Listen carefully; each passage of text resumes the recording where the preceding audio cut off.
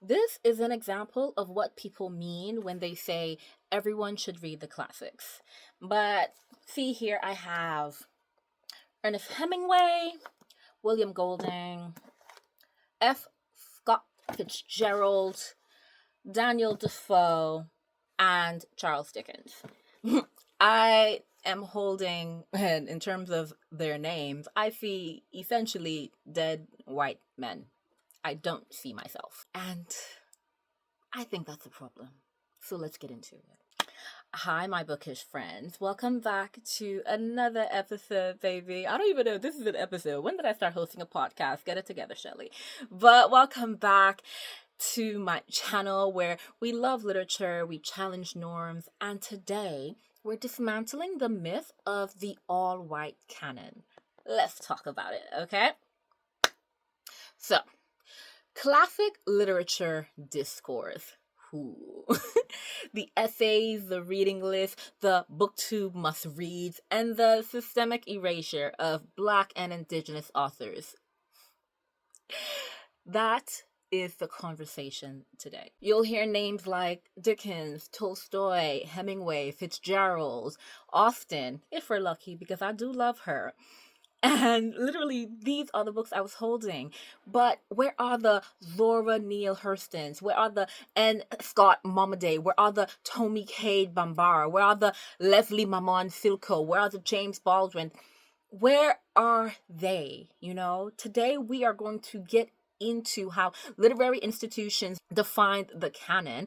Not just that, we're also going to be getting into why it's so white and why the definition needs burning and rebuilding, okay? First and foremost, though, we're going to start with some context. The literary canon is a term that refers to the body of books considered essential, timeless, and worthy of academic study. Think your required reading when you were in school, and if you went further on to go deep into literature in college and universities. These are the books that are cited as foundational to culture. But here's the gag. The canon didn't fall from heaven. It was built, curated by publishers, scholars, and institutions that historically were overwhelmingly white, male, and Eurocentric. That means books by white men were elevated as universal. Books by Black and Indigenous writers were seen as niche, cultural, or supplementary. Yeah, you heard that right. And entire literary traditions were excluded unless they conformed to dominant taste. And we know what that dominant taste was. Apparently, to be considered classic, your protagonist had to be white, male, and suffering from either colonial guilt or a midlife crisis. Guess so many people don't fall into that, do they? But let's talk about this word, universal. In literary circles, universal themes are often the excuse given for why certain works are canonized. But you then sit back and think, what's considered universal usually just means relatable to white middle class men. So when Chinua Achebe writes Things Fall Apart, exploring colonial trauma and cultural identity, that's important but not universal. But when J.D. Salinger writes about a rich white boy's existential crisis, a timeless coming of age and a masterpiece. Boy, please. Make it make sense right now. Right now. This myth of universality is a key reason why Black and Indigenous literature have been marginalized. Their stories were always powerful, poetic, and essential. They just were not deemed as relatable by literature's gatekeepers. And here's where we name names, okay? And unpack how the erasure happens. First and foremost, you have the educational systems. Most school curriculums essentially barely scratch the surface of BIPOC literature. And for people who still might not know what BIPOC stands for, that is Black, Indigenous, and people of color, okay? So when you get to, most educational systems, Students read of mice and men, but not go tell it on the mountain.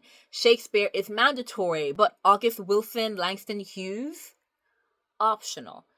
If they're even mentioned at all. These names are names even I had to come across as a full on adult because I never heard of them as a child, as a teenager, but I heard about everything else. I heard about Shakespeare and Dickens. They were essential for me to know of. Even if I didn't read them, I knew of them, but I didn't know about Wilson and Hughes. But it's not just the educational systems, and they are really important. And genuinely, when it comes to literature, I'm always just like, we definitely have to tackle the educational systems because it starts there when you're young.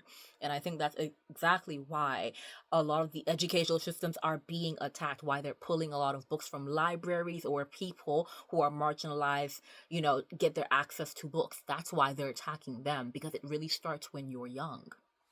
But beyond the educational systems, there's also publishing and academia, which is why I am always attacking publishers. So sorry, so sorry, so sorry, but I'm actually not sorry at all. Y'all need to do better, because when it comes to publishing and academia, Black and Indigenous writers were often, and let's be honest, a lot of times are often still dismissed as folk writers essentially, or they're categorized under anthropology and not literature.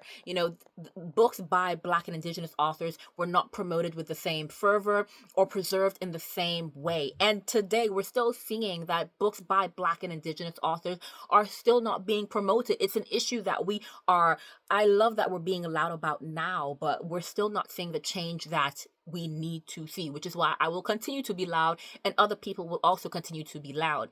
We are seeing the issue still persist now in big 2025. Beyond that, we see archival neglect, which means that many works went out of print or lacked institutional support. Because let's be honest, there are probably quite a few books, quite a few pieces of literature that we have not seen, have not heard, and probably never will unless they're dug up because there was such archival neglect. And it's so horrendous because we have all these works by all of these white authors from centuries and even millennia past. But if you're looking into works by Black and Indigenous people, oh, you're going to struggle. You're really, really going to struggle.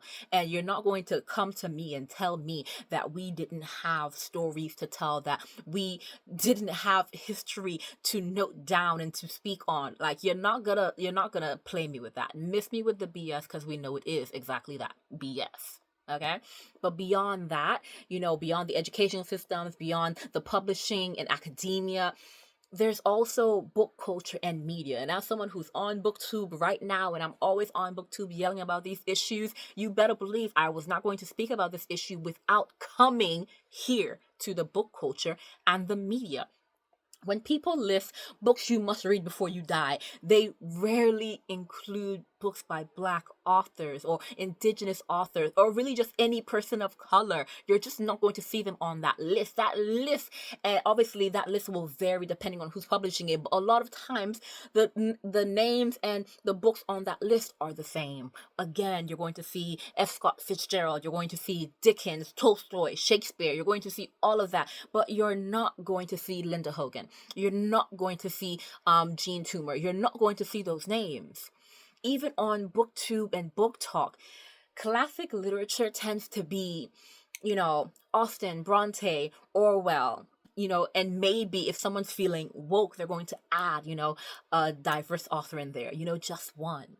Even me, like, I am constantly having to look and search deeply and make sure that I do not get myself caught in the same pattern, the pattern that I was brought up in because of the institutions that we were raised with, the education systems and, the publishing institutions. We were raised with the same white names, okay? And even me, I have to catch myself out a lot of times, We said diversify your shelves, not sprinkle in one Harlem Renaissance author for the algorithm.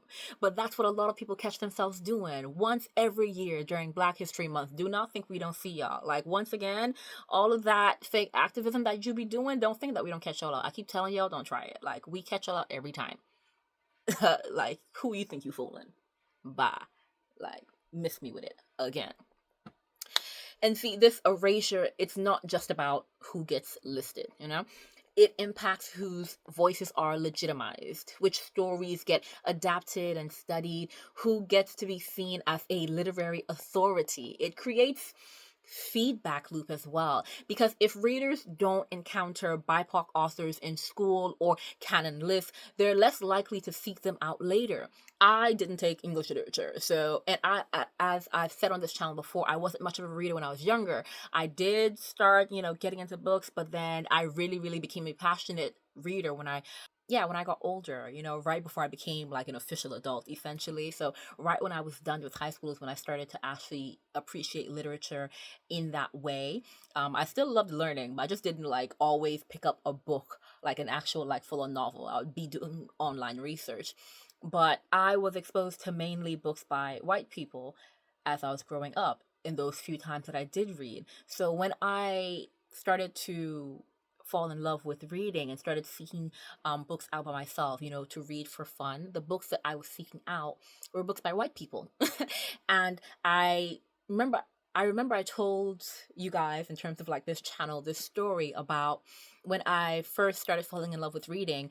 I had this belief that to be a reader, I had to have knowledge of classic literature. So I'm just like, I'm going to read all of the classics. And do you know which books I picked up? I picked up Jane Austen. I picked up Shakespeare. I picked up, Orwell. I picked up Dickens. I don't think I picked up a single Black, Indigenous, or, diverse author at all. If anything, was I even aware of the books by them? No, I wasn't. And that is so insane. But that points back to what I'm saying about the feedback loop. If you're not encountering these authors and these stories in school and in canon lists, if you're not encountering them when you're young, when you're in your formative years, you are less likely to seek them out later. Honestly, if I remember the story about how I became so impassioned about diverse literature and ensuring that people know the importance of reading and diverse literature and diversifying their shelves. I Every now and then I think about if it didn't happen that way, and I just kept reading the books that I was reading. Now I still read books by white authors, of course, but my reading life has changed so beautifully for the better because I read diversely now. And it's such a shame that as a Black woman, that's not something that was automatic to me. It wasn't muscle memory. It wasn't easily accessible even to me, because the books that I would see on shelves and on displays were mainly books by white authors. And honestly, I think back and I'm just like, wow, imagine you never stopped to go, oh, you need to start reading books by diverse authors. Where would I be now? I honestly don't know. And I know that there are a lot of people who have not come to that, like, epiphany like me and saying, let me diversify my reading yet. And they're missing out on so, so much. Even people like me, people, from a marginalized background. And it's so, so insane to think about. Because it's not just that feedback loop that we have to worry about. Because with future writers of color, they grow up thinking that classics aren't for them, because no one in the classics looks like them or tell stories they recognize or have a background that they can actually relate to. This is how erasure becomes legacy. This is how exclusion becomes tradition. And it's how it becomes our normal, our regular, what we're used to. And that's not good. But let's not just critique, guys. I was present, a bit of critique, but I don't want to focus on the negative in my videos. I hate doing that. You guys know I'm all about balance. We're not just going to critique today. I want us to rebuild. A canon should evolve, not ossify. We should be studying Toni Morrison, who said canon building is empire building. We should be studying N. Scott Momaday, whose lyrical prose redefined Native American literature. We should be studying Octavia Butler, whose speculative work is both deeply philosophical and wildly imaginative and enjoyable. There are so many works that we should be looking at, especially works like Ceremony by Leslie Marmon Silko, that blends oral tradition, storytelling, and cultural memory. We don't need to erase the canon, but we do need to expand, interrogate, and decenter whiteness as the literary default. It's time to build a new literary tradition that recognizes excellence across cultures and centers diverse voices without apology. And beyond that, let readers see themselves in the stories that shaped the world. Reading diversely isn't charity, it's literary justice. It is so, so integral to our society evolving and growing in the best way. So, genuinely, the next time someone tells you to read the classics, read, the real classics, ask them, classic for whom? Because for every Tolstoy and Twain, there's a Butler, there's an Octavia Butler, there's a Patina Gappa, there's a James Welsh, there's a Gail Jones, whose work changed lives but didn't make it onto the reading list. And we have to change that. Read the books that they left off the syllabus. Read the books that they banned. Read the books that they hid from you. Learn the names they didn't teach you. And remember, the canon is only as powerful as the people who uphold it. So let's start rewriting that list. I really, really hope that this, gave a lot of you new perspective. And I really hope that it's rewriting the list for a lot of people. I know I mentioned quite a few names in this video, and I'm happy about that because I'm hoping that if you haven't heard these names before, that now that you have heard them, you'll go and seek them out and you will start rewriting the canon. Let me know your thoughts as usual in the comments. Let me know if you've read any books by the authors that I've mentioned, or if you have any other classic literature that does not center whiteness. Let me know. It'll be really great to even grow my list because I'm growing it as I go. And it's been really, really enjoyable and really, really beautiful to do. So yeah, let me know in the comments and I will see you guys soon. As always, love you.